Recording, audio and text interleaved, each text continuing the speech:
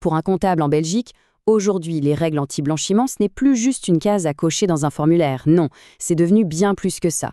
Une véritable question de survie pour le cabinet. On va voir ensemble pourquoi cette obligation, qui peut sembler lourde, est en fait le meilleur bouclier pour se protéger. Cette phrase, elle dit tout. Et ce n'est pas juste pour faire joli. Quand on parle de la lutte anti-blanchiment, le fameux LBC/FT, on ne parle plus seulement d'éthique ou de déontologie.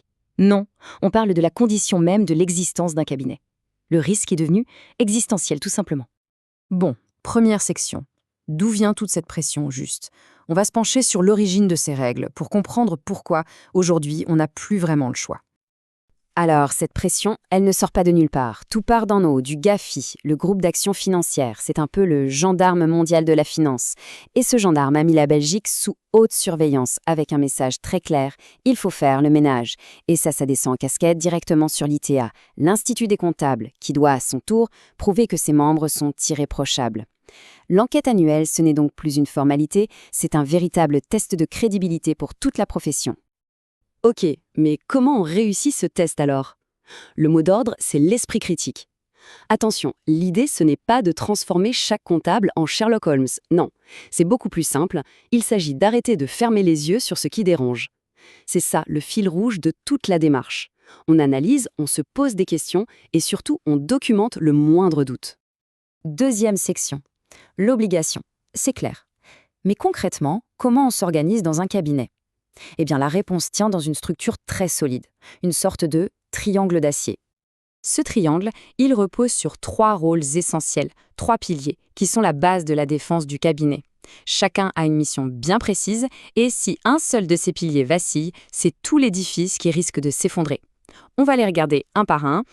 Tout en haut du triangle, on a le PRHN, la personne responsable au plus haut niveau. En clair, c'est un associé, un administrateur, c'est la personne dont le nom est sur la table. Si le système échoue, c'est lui ou elle qui est en première ligne. C'est le garant ultime, le capitaine du navire de la conformité. Le deuxième pilier, c'est l'AMLCO, l'Anti-Money Laundering Compliance Officer. Lui, c'est le cerveau technique de l'opération, le gardien du temple. Son job est absolument crucial. Il analyse les opérations qui sortent de l'ordinaire, il décide s'il faut appuyer sur le bouton rouge et alerter la CTIF, la police financière si on veut, et il rédige le rapport annuel. Un point clé, son indépendance est totale et non négociable. Troisième section, on a vu la direction, l'expert, mais maintenant on arrive au maillon le plus important de la chaîne. C'est là que tout se joue au niveau de chaque collaborateur qui gère les dossiers au jour le jour. Et ce rôle n'est pas du tout passif. Chaque personne sur un dossier est considérée comme une sentinelle. C'est un mot fort, mais c'est exactement ça. La mission est double, bien connaître son client et surtout, ne pas hésiter à tirer la sonnette d'alarme au moindre doute. C'est une responsabilité active et très importante. Alors, concrètement, ça veut dire quoi?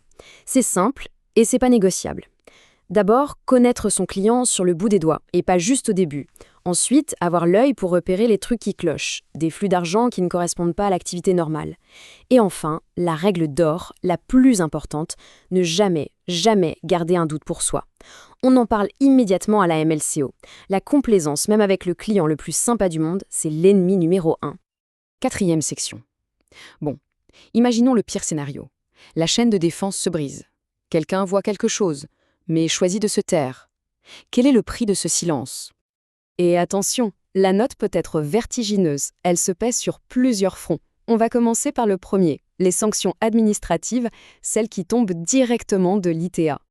Voilà, ce chiffre parle de lui-même. 1 250 000 €, c'est l'amende maximale qu'un cabinet peut recevoir. Je le répète, 1,25 million. Pour la plupart des structures, c'est un montant qui peut tout simplement mettre la clé sous la porte. Mais l'argent, ce n'est souvent que le début des ennuis. Côté professionnel, les sanctions vont du simple avertissement à la radiation pure et simple, c'est-à-dire ne plus jamais pouvoir exercer. Et puis, il y a le plus grave, le risque pénal. Parce que fermer les yeux, ça peut être considéré comme de la complicité. Et là, on ne parle plus d'amende, on parle de prison ferme. La responsabilité devient très personnelle. Cinquième et dernière section. Face à des risques pareils, est-ce qu'on est laissé à l'abandon? Heureusement, non. La loi a prévu une sorte de filet de sécurité, une porte de sortie pour protéger les gens de bonne foi. Ce mécanisme, c'est le canal de signalement interne, ce qu'on appelle aussi le whistleblowing. C'est une obligation légale pour les cabinets. Le principe est simple. Ça permet à n'importe qui dans l'entreprise de signaler un problème en passant par-dessus la hiérarchie si nécessaire, par exemple si le supérieur direct est lui-même impliqué. Pour que ce soit bien clair, prenons un cas concret. Quelqu'un dans l'équipe remarque des virements un peu bizarres, depuis Dubaï, sur le compte d'un très gros client. On en parle au patron, et sa réponse c'est « Écoute, c'est un bon client, on va pas faire de vagues, laisse couler ». Et là, c'est le dilemme. D'un côté, l'ordre du chef. De l'autre, son devoir et la loi. Dans ce genre de situation, c'est sa propre responsabilité qui est en jeu. Alors, la question est simple, on fait quoi? La seule bonne réponse, c'est d'utiliser ce fameux canal de signalement. Et il faut bien comprendre que ce système est ultra protégé par la loi. C'est anonyme, c'est traité par une personne indépendante et le plus important, la personne qui lance l'alerte est totalement protégée. Pas de licenciement, pas de mise au placard, aucune représaille, zéro. On est en sécurité pour faire ce qui est juste. On termine donc avec cette question.